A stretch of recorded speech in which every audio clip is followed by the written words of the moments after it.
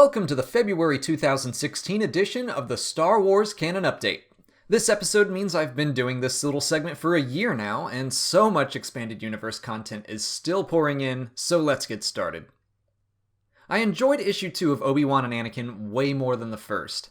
It's keeping me guessing, but my wacky theory right now is that Obi and Annie have somehow traveled back in time, and we are witnessing the origins of the Jedi and the Sith. Or they're just on a planet where Force sensitives and non-Force sensitives are battling each other. Or it's something else entirely. But the story just reminds me of the Legends history of the Jedi, in which the predecessors of the Jedi and the Sith fought until they made their homeworld uninhabitable. By the way, I'm working on a video about that story, so keep an eye out. Like I mentioned last month, I feel like Vader down while a cool idea was holding both series back. This month's issue of Vader just made me think that more because it was awesome. Vader's competition with Dr. Silo is back in full swing. He is cold and merciless and has some great one-liners, and bounty hunters. The comics have been doing a great job of making some new lore for the scum and villainy faction of Star Wars.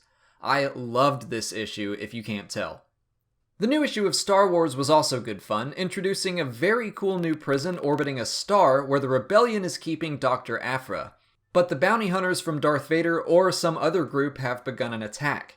Elsewhere, Luke and Han begin a fun little smuggling subplot together. We're nearing the end of Canon the Last Padawan with issue 11, and I think this will be the final issue where we see Canon as Caleb Doom. This month, Caleb has his first kill and his master fights off General Grievous. It looks like the final issue will take place entirely in the same time period as Rebels. Speaking of Rebels, it had some really great episodes this month, reintroducing more Legends material, as well as introducing some new canon elements. In Legend of the Lasat, Zeb, a non-Force sensitive, uses the Force, channeled through his staff, to find the fabled home of his people. The Lasat call this power the Ashla, which is an ancient Legends term for the light side of the Force.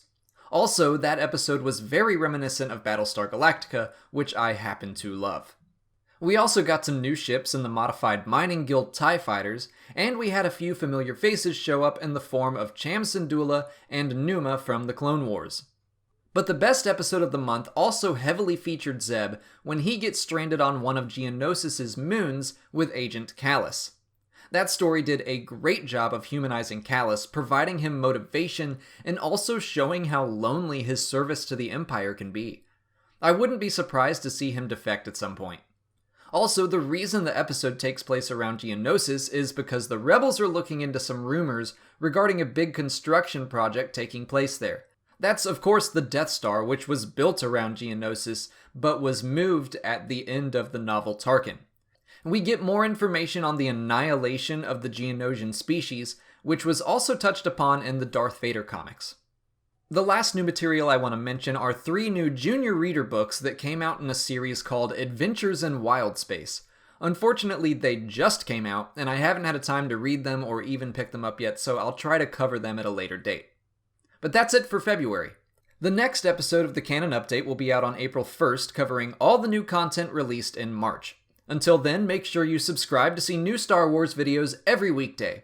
Also, I recently attempted some voice acting for the channel Undeleted Scenes. The guys over there animate some scenes that could have possibly happened in the background of Star Wars or other movies. They invited me on and it was a lot of fun, so you should give their videos a watch. Click the annotation or follow the card or the link in the description to check out the episode I was in. As always, thank you for watching, and may the Force be with you.